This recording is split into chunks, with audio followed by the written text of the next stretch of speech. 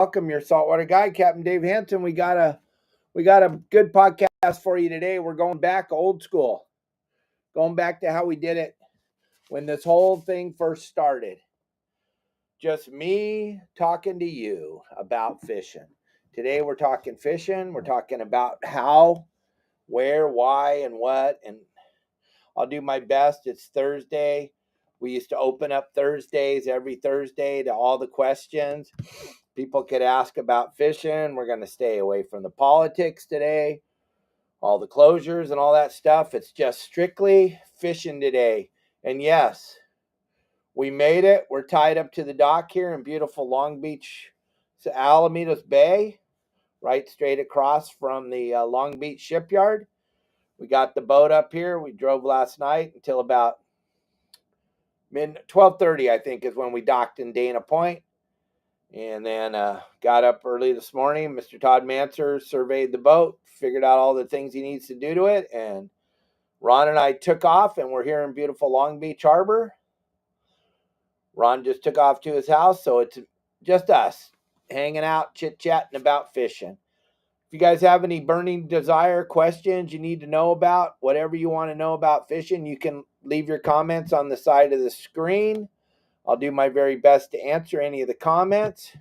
If you're on TikTok or Instagram, I can't see the comments on Restream, so you can send them to me on my phone at 949-374-0786.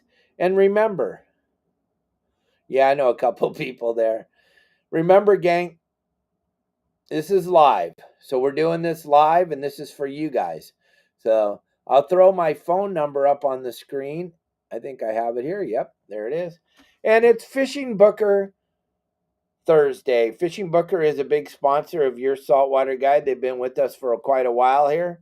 If you have a boat, you want to go, or if you're on vacation somewhere and you want to go fishing wherever you are, all you got to do is get on fishingbooker.com, let them know where you're at, and all the boats will come pouring in on your screen, and then you can kind of look at the reviews, pick which guy you want to go fishing with, and you're set. And Fishing Booker covers everywhere. So you're in Dubai, you're in Florida, you're in Australia, you're in San Diego, you're in Long Beach, you're up Channel Islands, wherever you're at, Fishing Booker can find a boat to take you fishing. And we'll show you a cool little video in a little bit about fishing with Fishing Booker. But as we move along here on this podcast today, we're going old school. Those of you that have been following me for a long time, you know what that means. I used to do this all by myself, no guest or anything. I think I did it for 3 years straight, 5 days a week. Just me kicking back, talking to you guys about fishing and what to catch and how to catch it. So that's what I thought I would do today, because I had Ron up in the bridge with me the whole time we've been moving this boat, and he was talking about how he loved old school stuff where we talked about what you're looking for offshore, what you're looking for onshore, how the current works, how your photometer works, your fish finder, the GPS, all the different things that you get when you're a member of your salt. There's something in here that's itching my neck. Sorry about that. But all the different things you get when you're on yoursaltwaterguide.com. We're going to kind of go a little bit over all that stuff today. And like I said, if you have a question, you want me to answer your question, you can simply send me a text message and I'll do my very, very best to answer your questions. Or I will answer your questions if you throw them up on the screen. Oh, well, good. I'm glad you did, Brent. I'm glad you got into it, because I'm going to stay away from it for a little while. Just trying to build back the audience. We lost a lot of people when we were deep into the politics thing. So we got the CCA dinner coming up on May 1st, right across the street from the Long Beach airport. There's a few seats still available. I was talking to Chris over at CCA, and he said there's seats available. If you want to join us for that dinner, it would be wonderful to have you there. It's May 1st. It's going to be wonderful. And yeah, everybody's supposed to have a boater's card. And it's a good thing. I mean, for God's sakes, you could pass the test in 5 minutes. You know what you're doing. But there's so many people out driving boats around that don't have a clue what they're doing. So this boater card is super necessary. And yes, it's supposed to be a law 2025. Are they enforcing it? I don't know. But do you want it to be that day? I can't handle this shirt, gang. I just can't handle it. It's itching the living crap out of me. But yeah, you got to have the boater card. It's a law. Tim Ogilvy and I were talking about it a couple of months ago. Everybody needs to get that boater card. If you guys have your own personal private boat, and I know you've had it for longer than I've been alive, and you don't have the boater card, I'm going to change my shirt. Just stay with me, gang. I can't handle this. I don't know what it is that's in there, but it's making me look like a tweaker. It's itching the living bejesus out of me. So stay with me, fat guy, putting on a different shirt. But yeah, that boater ID card. If you guys got any comments about that, what it takes, what you're going to need. Anybody on here got the voter ID card or the voter card? Does anybody have one? Got one? Super easy, Lisa. Yeah, tell Tut what it's like. You got Tut's number. Tell him what it's like. I know you got one. It's not a big deal, but it is. If you don't have it, that's an easy ticket for them to write. Super easy ticket. You don't want to give them that low-hanging fruit. You don't want them to have that. Yes, it's easy. All right, thanks, country surfer. So everybody's got to have it. That's the law. Are they enforcing the law? I don't know. But do you want to be the guy that doesn't have it? You have one, Deckhand Sports Dave Farron? Okay. So there you go, everybody that's thinking about the voter card. Everybody's got them. They're super easy to get. Mine was only $10 donation. All right. It's an online class. But you know what? It's super good that they're doing that. Gang, how many knuckleheads have you guys seen? Well, we call them booger eaters, but how many people have you seen out there that you're just like, this guy has, or this gal has no idea what she's doing, or he has no idea what he's doing? What a booger eater. At least now you have to have a tiny bit of knowledge, where before, to get a boat and go drive it around, you just had to have money. Well, now you got to have a little bit of knowledge. So that's a good thing. Absolute. I'm 100% for it. I did a lot of training for people when they first bought their boats, big boats like the one I'm on right now, the 61 Viking, because you couldn't get insurance if you weren't X amount of hours with someone training you. So I signed off a lot of people teaching them. The one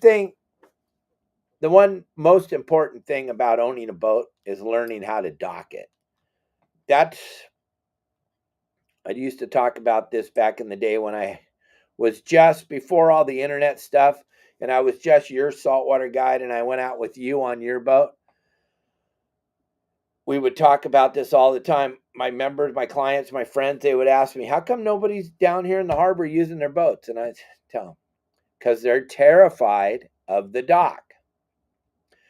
People don't use their boat because they don't know how to dock. Don't believe me? Go down to your local harbor, wherever you guys have your boat, and look at all the boats that haven't left since the last time you went out on your boat. The number one reason why they're not going out on their boats is because they're terrified of the dock. Terrified, gang, to a point. When I was your saltwater guide training and I was all over all the newspapers and everything before the internet was hot, I would get calls on Monday mornings, where the number one day I would get the calls, and it was from a couple, or a husband and a wife, and they were telling me how yesterday they couldn't get the boat in the dock. It was a giant disaster. People were watching, and they got in a huge fight, and the husband or the wife are making them call me because I've got to go down there and teach them how to park their boat. It is the number one reason why these boats don't go out. Whether it's a sailboat or a powerboat, it doesn't matter. The dock is super intimidating. It's one of the scariest things. You go out and have a great day, but in the back of your mind, It's coming. We're going to have to dock the boat. We know it's coming. We know we're going to have to do it. And it's just lingering right there on your back of your mind. A couple of things I want to help you with. Your spouse is not the problem. You can't get mad at your spouse because of your lack of ability to dock your boat.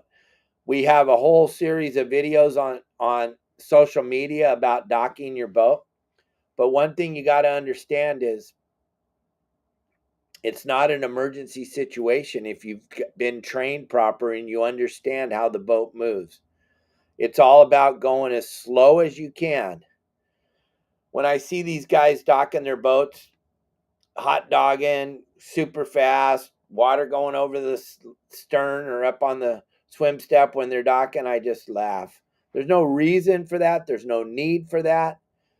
It's if you've ever seen failure, if you've ever seen the boat not shift, that would scare the heck out of you and make you think, I got to go way slower. There's no reason to go fast when you're docking.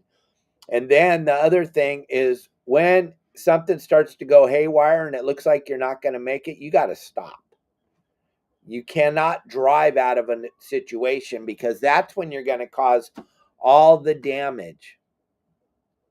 So you got to make sure that you're only going up to that dock. Yeah, Dave, fair and perfect. You're only approaching the dock at the speed you're willing to hit the dock at. I see so many people at that critical time where it looks like bad things are going to happen and they give it fuel, they give it gas to try to drive out of the problem. And that's when all holy heck breaks loose. That's when you crash. That's when bad things happen. And that's what's happened to 90% of the boaters in every harbor up and down the California coast and all over the world. These boats are sitting at the docks because the people gave up on trying to learn how to park it. They like having the boat. They come down and spend the afternoon on it at the dock. The weekends they spend on it at the dock, but they don't take them out because they're terrified of how to dock the boat. So as we're transitioning into the fishing season, the way I taught people for years, repetition, doing it over and over and over and over again, but you need to move out of your dock, wherever your dock is, and go to where the safest, easiest place with the largest amount of room is the pump out dock. And whatever harbor, pump out dock being where you pump your poo out. Go there and practice. Leave everybody at home. Don't bring your friends. Don't bring your wife. Don't bring your children. Bring yourself and go down there and figure out how to dock the boat. Figure out how to back it into the dock. Figure out how to drive it in forward. Remember, driving the boat into the dock forward is the hardest thing you could possibly do. Backing them into the dock is the easiest thing because all your control is in the back. Now, if you have thrusters all over the boat and everything, you don't even have a problem. But those of you that don't have a thruster, you got a couple of outboards hanging off the back or one, that boat's going to back into the dock way easier than it's going to go bow forward. But as you're trying to figure out how this all works, go slow, go to the pump out dock in whatever harbor you're in and practice. Then stop, relax for a little bit, then get back out there and practice. Cubby, I didn't hear from you. Hopefully you call me today and tell me what the hell's going down this time. But back to what we were talking about, gang. Practice, yeah, reverse is your friend until it's not. If it's that big of a problem, you got to reverse out of it. I've seen many people think that they got to throttle in reverse to get out of it. All kinds of crazy stuff starts to happen in that situation. Slow is the key. And like Ron just watched me driving this giant boat. I know it's not giant compared to your guys' boat. For Ron and I, a 61-foot Viking's kind of a big boat. In and out of gear. The minute the boat starts to move in gear, I take it out of gear when I'm going into the dock. I make little baby moves. I'm probably the most cautious person docking the boat because I'm usually driving somebody else's $1 million, $2 million, $10 million boat. And the last thing I want to do is scratch the paint. or scuffed the gel coat. So yeah, I might be a little more precautious than most people, but I'm gonna always go slow. On my skiff, my 21-foot Wellcraft, it's all about going slow. Teaching my kids and all my friends how to drive, and it's all about going slow. Everybody, slow is the key. Don't try to power through anything. If you don't know how to dock, go practice. Practice, gang, practice. Fishing's good right now. It's not wide open, but it's good time to practice. And then do it in the morning for a little while. Then go down in the afternoon after work when the wind's blowing and go over there to the same place you did it where it was flat calm. Now go over there and see how the boat reacts when the wind is blowing. See how fast it moves by itself without you even putting it in or out of gear. That is one of the most crucial things, is when that wind's blowing, everything changes. The way the boat moves, the way the boat reacts when you go in and out of gear. And you got to get that dialed down too. So where is Dave now? I'm in beautiful Alamedas Bay, Long Beach, California, tied up right across from the Long Beach shipyard. I'm looking at the 2nd Street Bridge right out the back door of the boat. We're tied up here, nice and tight. We drove last night until 12:30, and that was it. I couldn't drive any farther. Ron was tired. I was tired. So we just said that was enough, and we snuck into Dana Point Harbor, tied up in front of Waterman's there. Went in, saw a bunch of my friends. Todd Manzer came down and did an inspection of the boat because he's going to be taking care of this boat. And then we had a couple breakfast burritos at Turk's and took off to Long Beach, and we got here just in time to do the show. So life doesn't get much better than that. This whole delivery thing, all I can say is thank God we've been here before, because there was a lot of scenarios that I think would have cost my buddy a lot of money if the right delivery captain wasn't here. Not that I'm the right guy. I'm just been doing this for so long, and this is one of my friends, and I'm always going to take care of my friend's money. But we got it. We did it good. Everything worked out well, and we are here, and things are good. And I'm just trying to help you guys with whatever you want to talk about today. You got any subjects you want to bring up? I'm reading them on the side here. I'm also, the whole reason why we talked about this docking thing was Tut asked about the boater card, which is an absolute have to have now. So if you got anything, yeah, that's the final destination for this boat. This is where it's going to live. I'm flying back to Cabo tomorrow. I'm leaving at 10 o'clock tomorrow morning on a big old jet. And I'll be back at home with my beautiful wife tomorrow afternoon. And then tomorrow, I think we're going to do the show at about 6 o'clock tomorrow night. My sister's going to be my guest. We're going to be talking about the origination of Dana Point Harbor, Don Hanson Day. Wing, how you doing? We're super excited. I got a great group of people. They may be more excited about fishing with Wayne than they are fishing with me. So many questions about you. And they've taken up a donation for your hooks, Wayne. They're going to get you some new hooks. But it's going to be a great day. Won't I see you at the dinner? Will I see you in Long Beach, Wayne? Hello? Are you there? No, we didn't see any tuna. Saw a bunch of dolphins. We basically traveled in the pitch black dark.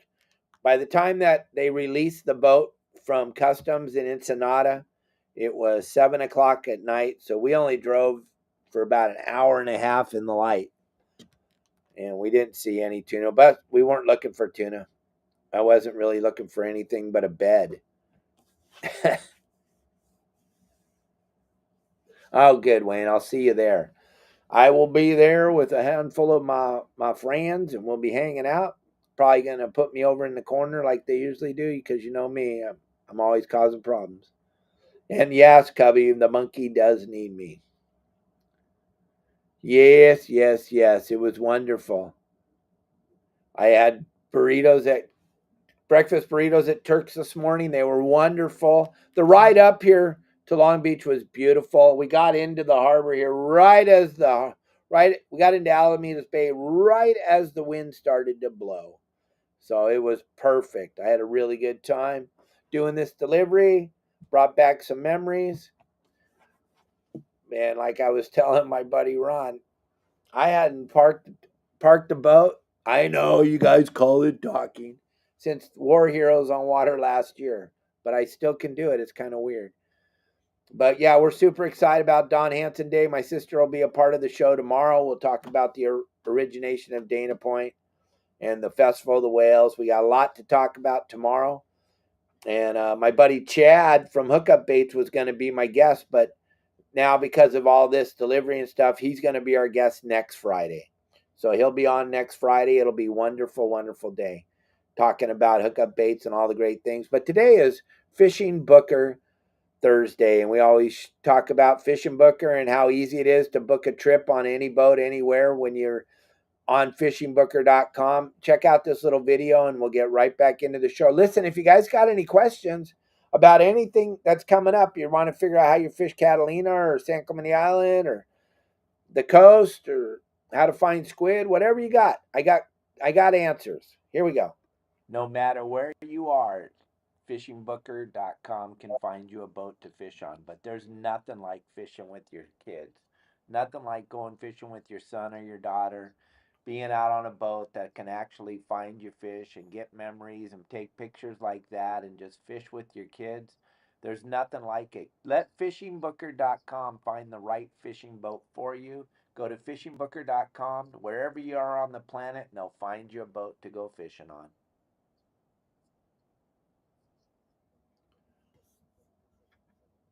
Yeah, and like I said, gang, it doesn't get much easier than that. Wherever you're at, you end up being somewhere with your children, and you're like, we got a half day. Let's go fishing. Just jump on fishingbooker.com, and that's how you're going to find a boat wherever you are on vacation.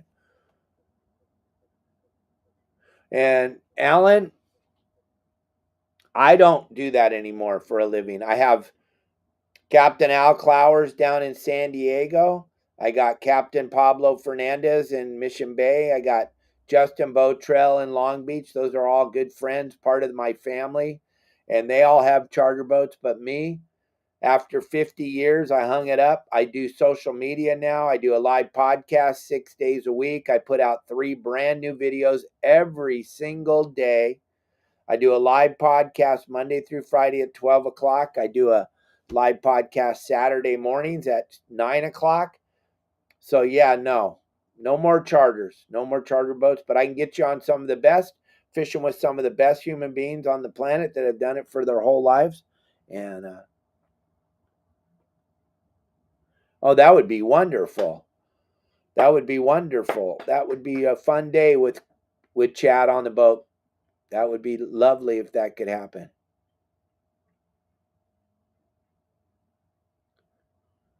Yeah, well, here, that's a great thing. Just for example, gang. So we got to Ensenada on Monday because the boat was supposed to be in the water on Tuesday morning. Monday we got there, ship's not there with the boat on it yet.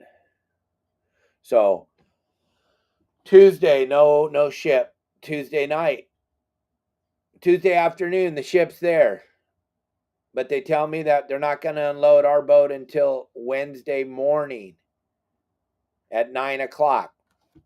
So I thought that's what that meant because that's what they said. So Ron and I go to get some dinner at 5:30 because we're old and we're going to eat and go to bed, to be perfectly honest. At 5:30, right when we sit down to eat, I get a message. They're going to unload the boat right now. You got to be down in the marina at 6:30. Cancel our dinner order, jump in an Uber, haul ass down to the harbor, jump on a ponga, go out to the boat. It isn't even near getting unloaded. We're looking, and I've done a bunch of these, and I'm looking, and it's probably 2 hours before they're going to have the straps under the boat. And then it's going to take 20, 30 minutes once they get the straps under with the crane to lift it and drop it in the water. A lot of you were watching them put the boat in the water. I can't even remember what time it was, but I'd been on standby since 6 o'clock next to the boat, freezing. I don't know if many of you follow me or not, but I don't own any shoes. I have one pair of pants that don't fit me anymore. So I was in flip-flop shorts and a sweatshirt, standing out there waiting for them to dump the boat in the water, which is my own fault. I'm not bitching about that. I'm not complaining. I'm just telling you. And then they finally got the boat in the water at 9:30 at night. And I ran up into the wheelhouse and I could see right away we're in trouble. They didn't turn off the 24-volt system. So lo and behold, the generator's 24 volt. Both engines are 24 volt starters. All three starters are 24 volt. We got no power. None. Boat won't start. No power. Now, when I put a boat on a ship for delivery, I'm usually the guy that meets it wherever it's going to go on the ship. And then I always carry the battery cable in my little briefcase. I take it off so that it's no longer a 24 volt system. They're basically just batteries laying down in the battery boxes. And then when I get to where I'm going, I put the cable back together and run up into the bridge, push the button, start it, and we drive away. Well, that wasn't the case on this boat that I'm setting on right now. It was dead as it could be. And they don't have a sense of humor. These ships, they've got a schedule. They've got to drop boats in the water. Well, because of the fact that everything was so far behind, by the time they got the boat in the water, got us all unhooked and unstrapped, and usually when they're unstrapping us, I am starting the boat and I'm ready to drive out of the cradle. Well, this time it couldn't happen because everything was dead. So those guys tied a couple lines to the side of the boat and said, "Hey, Cap, we're going to bed," because they've been driving for 3 days since they left La Paz to get the boat up to me on the freighter. So they left us tied to the side while I tried to figure out what we were going to do. I got a guy with a ponga to meet me at 6 o'clock in the morning, and we towed the boat on a little ponga over to a dock that had 50 amp plug where I could plug in the shore cord, and in an hour we were able to start the boat up. But these are all those kind of things that happen. And then when you're down here in Mexico, or when you're down in Mexico, now I'm not in Mexico, they have all kinds of silly paperwork things, kind of like they do in the United States. So we had to spend the whole day yesterday after we got the boat started from 9 o'clock in the morning till 7 o'clock last night clearing the boat. That doesn't have, it's not even going to live in Mexico. But we had to we probably made somewhere between 70 and 80 copies of paperwork. And the rubber stamps were flying. I think that we may have ran out of ink in Mexico, the amount of rubber stamps that we did on all the paperwork. And then we signed, I don't know, I probably signed my life 20,000 times yesterday. I'm not kidding. I signed so many pieces of paper, I lost count. Then at the end of the day, 9 hours of this silliness, they took 630 pesos is what it cost to clear the boat. Well, right now the peso's 20 to 1, so it was just a hair over $30. Isn't that crazy? To do all that and here I got all that paperwork sitting here. We're never going to need it, use it, do anything with it. The boat ain't going anywhere. It's going to be fishing Catalina. It's going to be fishing up here. It's going to be having fun, hanging out in Avalon. But that's what goes on, like Cubby was saying. So it's just crazy. So you have to be prepared for everything. It's just a crazy thing. My one good friend, Pat, though, bought me this cool travel bag of tools because the boat has got not even a screwdriver on it. But I had my little bag of tools, thank goodness. So we had stuff in case something broke. But that's kind of what it's like doing a delivery, gang. You just don't know what's going to happen. And then you're trying to get in front of it and get. I was supposed to be home last night. And now I won't be home till tomorrow at noon, 1 o'clock. So you never know. And yeah, and if everything goes well, it's like a bonus. It's like you just won the lottery. And you got to be careful too who you hire to do your boat delivery. There's a lot of people in the boat delivery business now, but a lot of them, you get what you pay for. So be careful if you're hiring someone to move your boat, or always give somebody that's done it a call. You don't have to call me. I'm okay. I get plenty of phone calls, but call someone who's done it before and try to get in front of my boss on this job. He knows me. So we had a dinner the night before I went up and did this and kind of went over all the different things, scenarios that could happen. So he was way ahead of it. Have I ever delivered boats for celebrities? Well, it's kind of these are celebrities in my mind. They might not be celebrity, but I used to work for the owner of Skechers shoes. My old boss is the owner of Fletcher Jones Motor Cars. I've worked for some professional hockey players. I got to move Troy Percival's vote for him. He's kind of a big deal if you're an Angels fan. I've moved some hockey stars' boats that used to play for the Kings. Aaron Miller was one of my clients for a while. But as far as movie stars, I ran a boat in Cabo for a while, and Barbara Streisand and James Brolin came down and spent a week in Cabo and went out on the boat every single day when I was down there. That was like 30 years ago. And they were down there for their anniversary. Maybe it was 25 years. I don't know. It was a long time ago. But yeah, in this business, you get to meet a lot of cool people, hang out with a lot of really phenomenal people. You don't even know who these people are until you show up, especially the way I did it. Because I didn't work for anybody except me as your saltwater guide. I was on a different boat every day. And you get to meet people. You had no idea what they did for a living. I remember standing on the back of the boat talking to this guy, and I'm we're fishing thresher sharks, and I was talking to him, and I'm all, "Hey, John, what do you do for a living?" And he goes, "I'm in a band." And I was like, "Okay, you're in a band, huh?" So one of my favorite bands is Aerosmith. You kind of like them? He goes, "Oh yeah, they used to open for us." I'm like, "Oh my, come on." I'm like, "Don't even go there. Stop it." I go, "Okay, what's the name of the band?" And he goes, "Social D." And I was like, I'm sorry. I'm a knucklehead. I don't know what that means. I call up Kelly because she's like rock aficionado. And I'm all, "Hey, I'm on this boat with this guy named John, and he said he's with a band called Social D. I'd never even heard of it." She's all, "What? You're with John Maurer?" And I'm like, "Yeah, why is that?" "Oh my gosh. Oh my gosh, that guy is like one of the best bass players in the world." I'm like, "Okay, I don't know."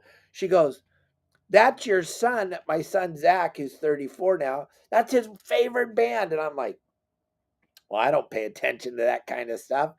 So I called my son Zach. Yeah, social distortion, Arnie. And I call my son Zach and I go, "Zach, you got to pick me," because Kelly had dropped me off at this guy's yacht in the morning and we went fishing all day. And I call him up and I go, "Zach, you got to come pick me up, my son. You got to pick me up. There's someone here I want you to meet. You're going to be blown away." And he's all, "Yeah, right. Okay, some fishing guy. I don't really care, Dad." He shows up and he is standing on, this is one of the cool things about it. He's standing on the dock with his jaw hanging. And he's like, he's just seen a ghost or something. He's pale. He can't believe he's standing next to one of his icons, one of the guys that he grew up listening to. And I just, being me, I'm like, "Dude, Zach, you can touch him. He's a human being. He's super cool." And I grabbed John and I gave him a hug and I go, "See, it's all good. He doesn't care." My son's all, "Dad, don't touch him. What are you doing? How embarrassing. What are you doing? Don't touch him." Crazy. that's kind of the crazy stuff that you get to see in this industry. There's a lot of really cool human beings in the industry. Plus, there's a lot of really booger eaters in the industry. I've been on boats before where I couldn't wait to get off. I've been on boats before where I've called Kelly Girl and said, I don't know if I'm going to make it back. This boat is hammered. I don't know, babe. I love you. We need the money. I'm going to go drive it. But there you go.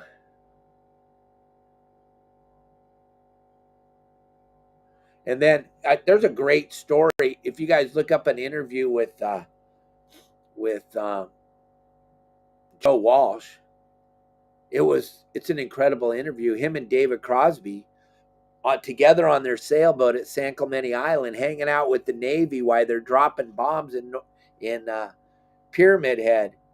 It's a phenomenal story. When I listened to Joe tell that story, I was like, wow. I spent so many days and so many nights there, and I could have been there when Joe Walsh was there. That's one of my very most favorite rockers. And he's sober like I am, so it makes us really, I feel very connected to him just because listening to him for so long with the James Gang and the Eagles, and now he's been sober for so long. So we have a deep connection that he doesn't even know about. Now that I know that he spent all those days at San Clemente Island with David Crosby on Crosby's sailboat, what a phenomenal story. But there's a lot of that kind of stuff. If you sit down and we talked, there's a lot of stories for a lot of really cool people that I really am not even allowed to talk about that we got to do back in the day. So this industry is pretty cool. This industry is pretty phenomenal. Like I tell a lot of the younger people that I help get their captain's licenses, once you get your captain's license, 100-ton master or bigger, there's never going to be a time where you won't be able to get a job. Just look around at all the harbors in America alone, and all those boats, and all those boats need drivers. And ever since I was a kid, I was always thinking outside the box. So like your saltwater guide, I created that out of thin air. And it's a trademark now. We have the trademark. We got the trademark last year in the middle of the year. I own the trademark now, which is kind of a big deal for a silly old boat captain like me. But I have a trademark. It's your saltwater guide. No one else can use it. It's ours. And it's mine forever. It cost a phenomenal amount of money, but it's mine. My app, pretty spectacular. There's nothing like my app out there on the market. I don't care what these little booger eating kids that are driving sport boats say about me. It doesn't matter. I made this app for you guys. I made all the stuff that I did for you guys so that you don't have to suck when you go fishing.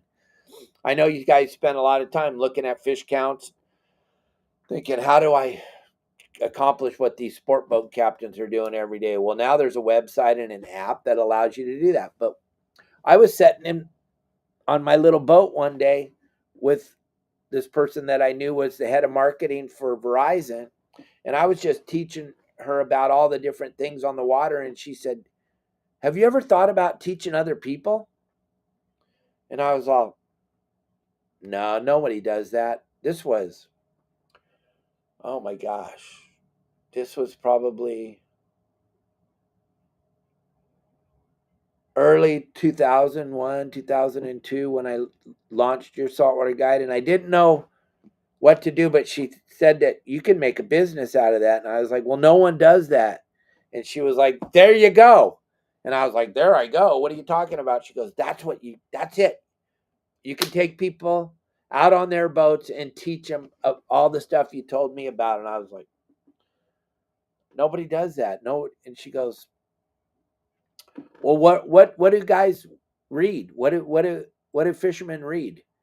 And I said, well, there's only two publications in California that we really are looking at, and it's Western Outdoor News, and at the time it was South Coast Sport Fishing, which is now Pacific Coast Sport Fishing. And she was all, okay, we're going to put ads in those. And I'm like, what? Huh? We're going to put ads in those? And she said, yeah, we're going to put an ad in Western Outdoor News, and we're going to put an ad in South Coast Sport Fishing. And I was like, okay. I didn't have 10 cents back then. You know, I had like little 2-line ads that cost more money than I made with my phone number, and it said, "You want to learn how to catch fish," or something like. I can't remember. I got to go look them up. And I was like, okay. We put the ad in the Western Outdoor News. We put the ad in South Coast Sport Fishing, and I'll be go to heck if my phone didn't ring the next day. And I'm just going to be honest, because that's all I got is my honesty. I didn't even know what to charge. Because back in those days, running a sport boat, I know it's going to blow your mind, but $69 a day as the captain, taking 90 people fishing. It's not that much better today, gang. I know because we own a bunch of them, how much the captain gets paid. But I didn't even know what to charge. So I said, what about $100? And she was like, you can't charge $100 for what you're going to teach. I was like, okay, all right, I don't know. She said, let's try $300 and see what happens. And I was like, no way. If someone's going to pay me $300 to take them fishing on their boat, you're out of your mind. And gang, no one had ever done this before. I'm just being honest. This had never been done before. And if people are telling you, they're blowing smoke up your butt because it's never been done. And I was just blown away. She thought someone would pay me $300. And the first time the phone rang, I told them, and they were like, all right, cool. Can you come tomorrow? And I couldn't even believe. I was like, what the heck is going on? I didn't know what to do as your saltwater guide. I didn't know what to do. I grabbed 5 or 6 fishing poles that I had. I threw some tackle in a back. I didn't know anything. It's never been done. There was no roadmap to what you're going to do to take these people fishing. And so I just showed up and with the stuff. And we went to San Clemente Island. And the guy was out of his mind. He was blown away by all the fish that he caught and how much he learned that day. And this guy went on to be the treasurer of the tuna club in Catalina. That's how deep he got into this fishing thing, because I took him and taught him. And then the ball just started to roll, and it was going, and it was starting to roll along pretty good.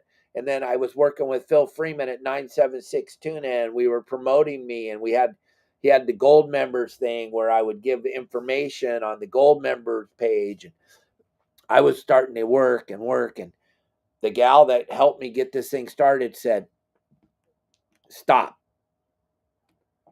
She said, you're not charged. Now, I'm out of my mind making $300 a day. I'm out of my mind. I never made that much money in my whole life.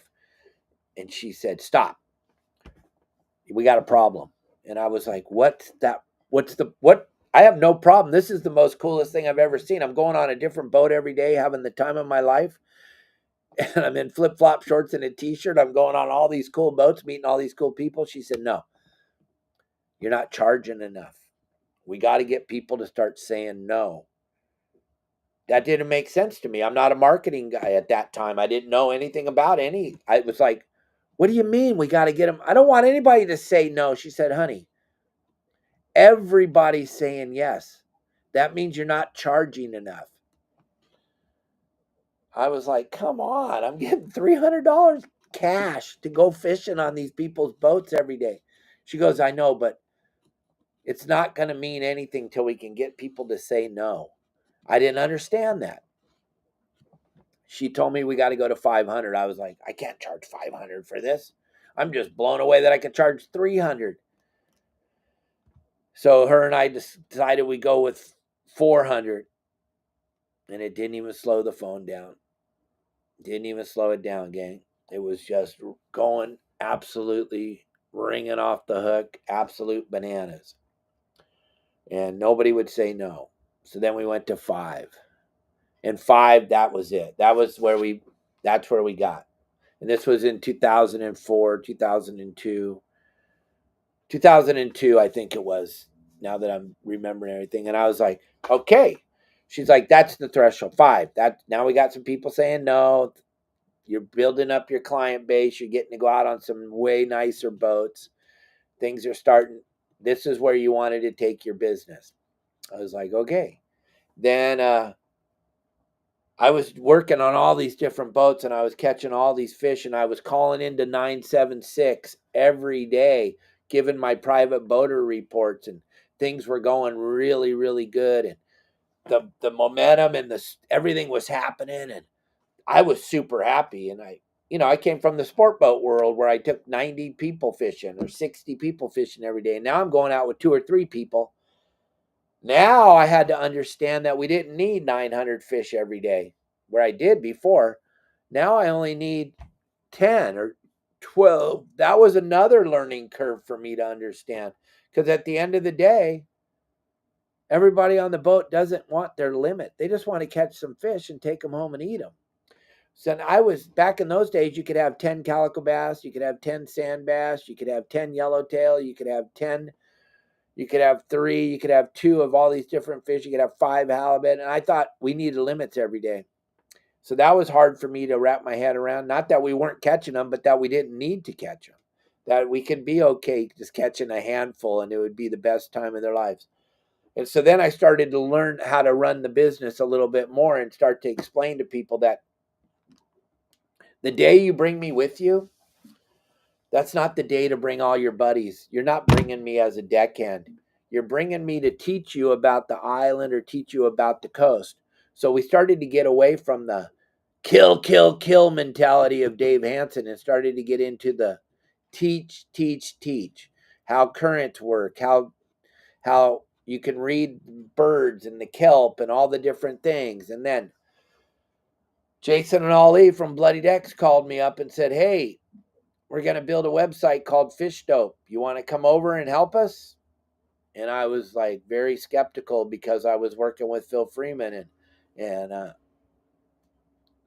I was like, I don't know, what do you guys got? And they said that we own Bloody Decks, and I was like, oh my gosh, that place is terrible for people like me. The people just are talking crap all day, every day over there about people like me. I don't know if I can go over there. And they said, we'll defend you. We'll give you carte blanche over there. You can start helping us doing the reports for Fish Dope.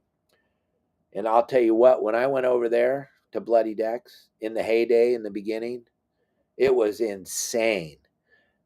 I used Bloody Decks website like an ATM machine. There was never a day. Now I'm fully involved with Kelly Girl. Her and I are building business. Everything's going good. There was never a day where I didn't work.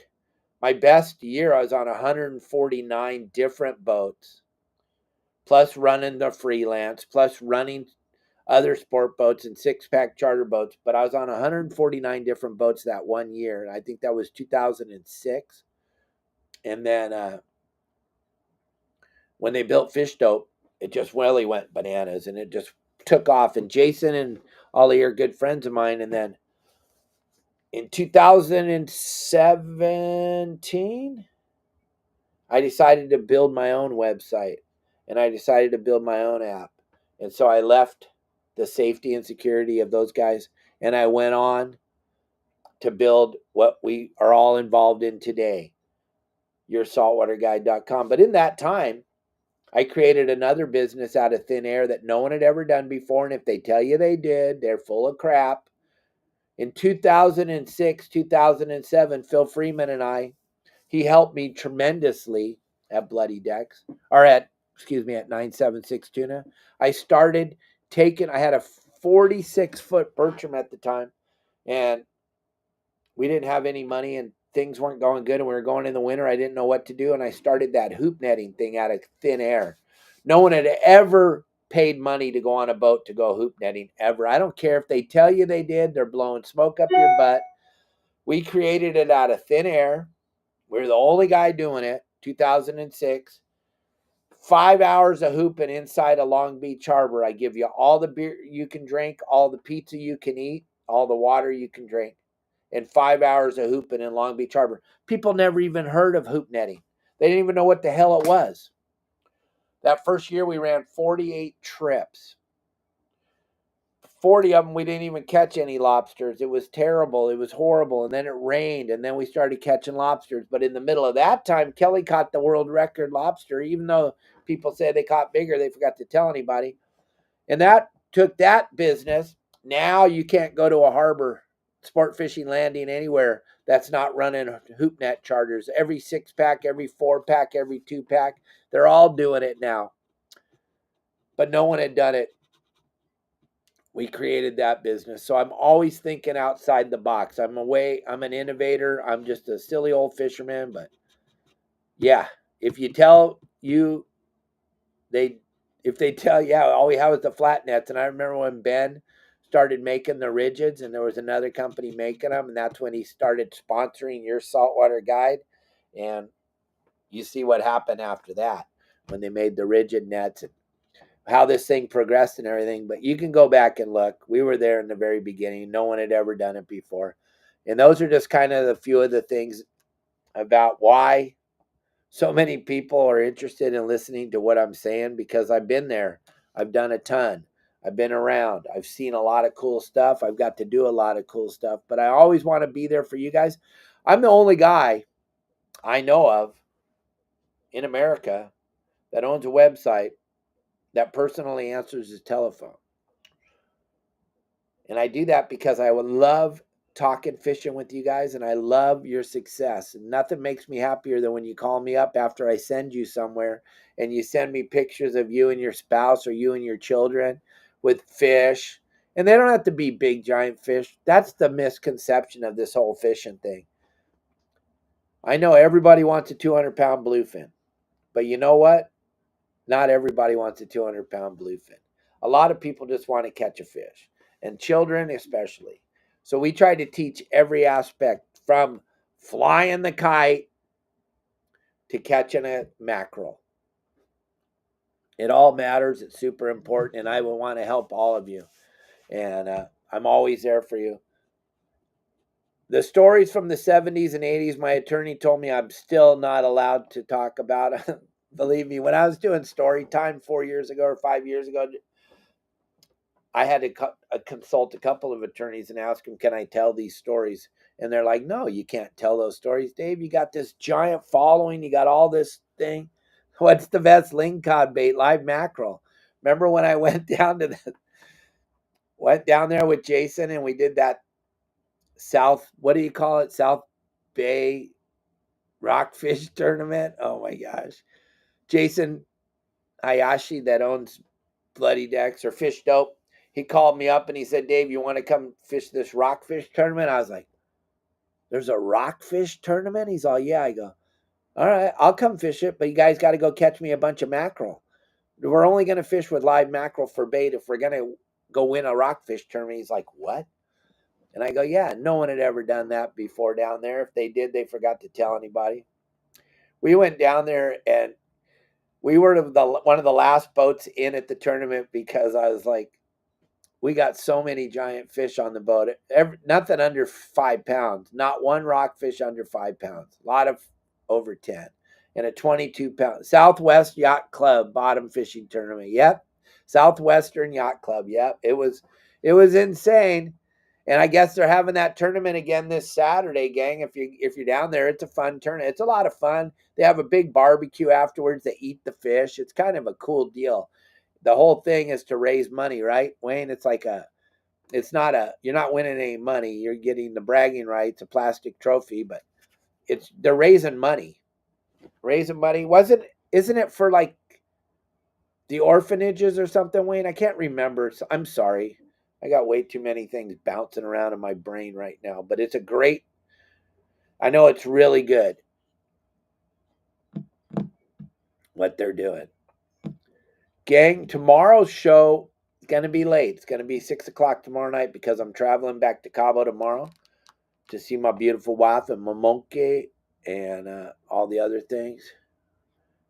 All proceeds go to Captain Kids at Sea this year. All right. Nope. Oh my gosh. Me and Mike Lum and Wayne and all of us work with so tightly with Captain Rollo's Kids at Sea. It's a great thing to take kids that have never been on the water out fishing.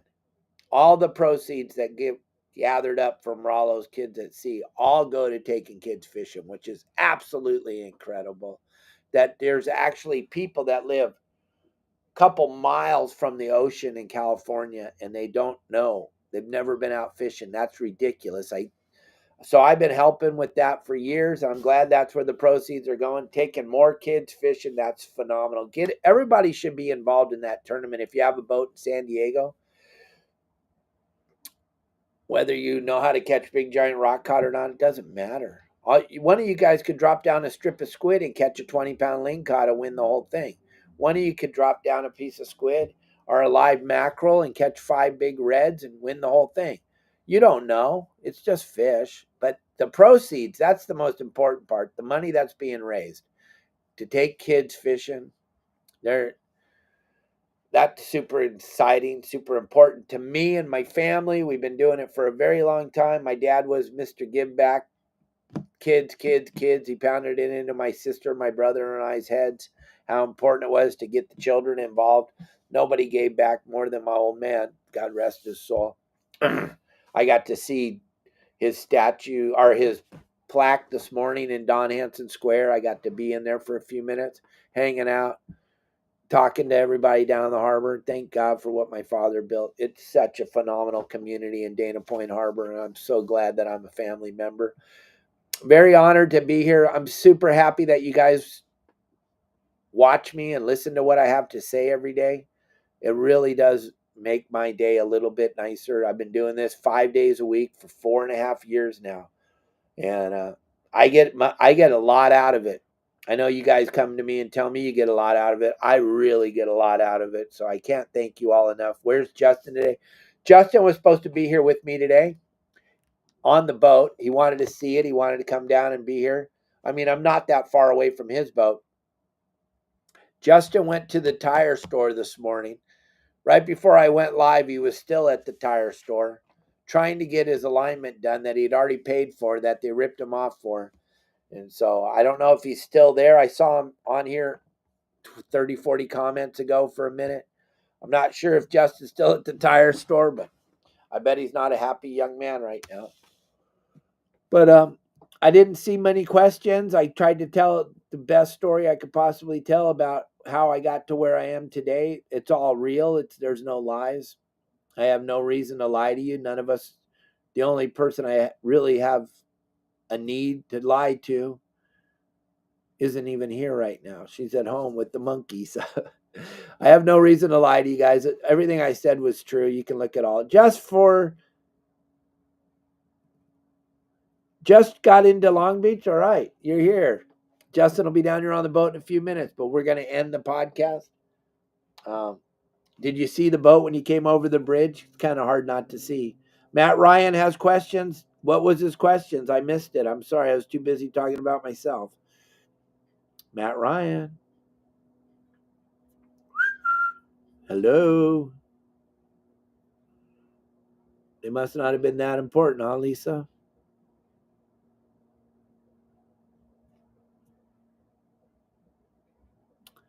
I don't know what you had, Matt. No, you guys are keeping it a secret. It's hard to answer it when we keep it a secret. Hard. I'm scrolling through. I don't see.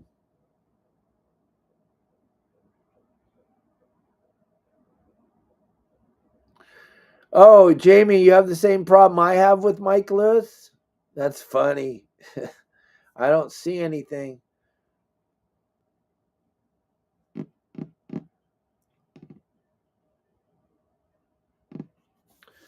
We didn't see any fish, Bill. We traveled mostly at night. We saw some dolphins down off of Rosarita Beach right before it got pitch black dark.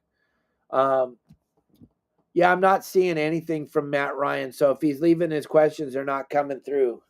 I don't know what he's saying, but I'd be more than happy to.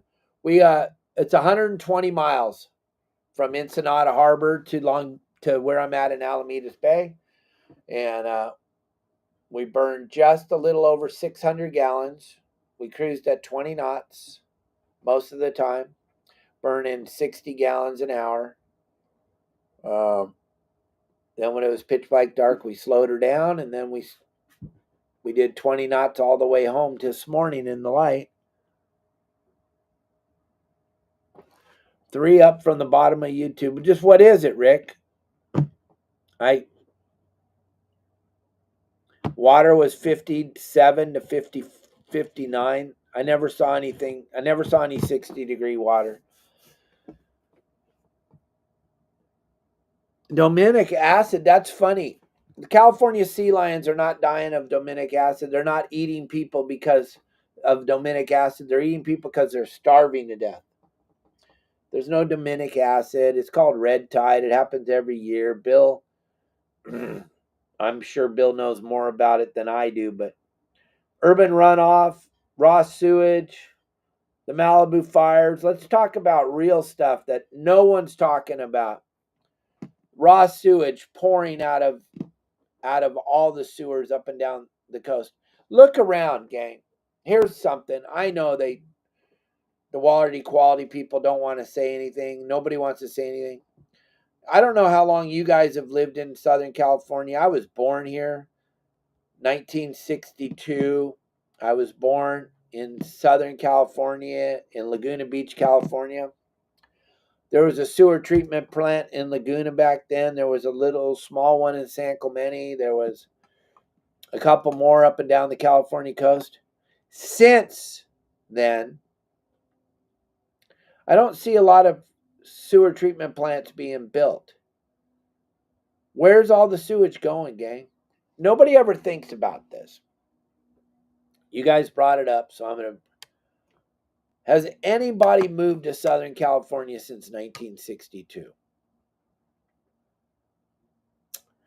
When you flush the toilet, when you do your laundry, when you wash the dishes, where does that go? Where does that go? Where does that go? Yeah, you can go down there and fix the Tijuana thing. Not. That ain't going to happen in our lifetime. You're not going to fix that. Those people have no money. Tijuana. There's no money there. They're not going to build a sewer treatment plant. And America doesn't build them. If we did, we'd build one in Malibu. We'd build one in Laguna Beach. We'd build one in Newport. There are none. No one wants to see that. No one wants to smell that. But it's got to be going somewhere, gang. I'm not a rocket scientist, but I know that it's got to go somewhere.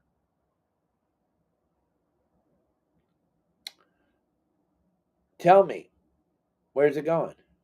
Is it going out into the desert? Are they pumping it out into Death Valley?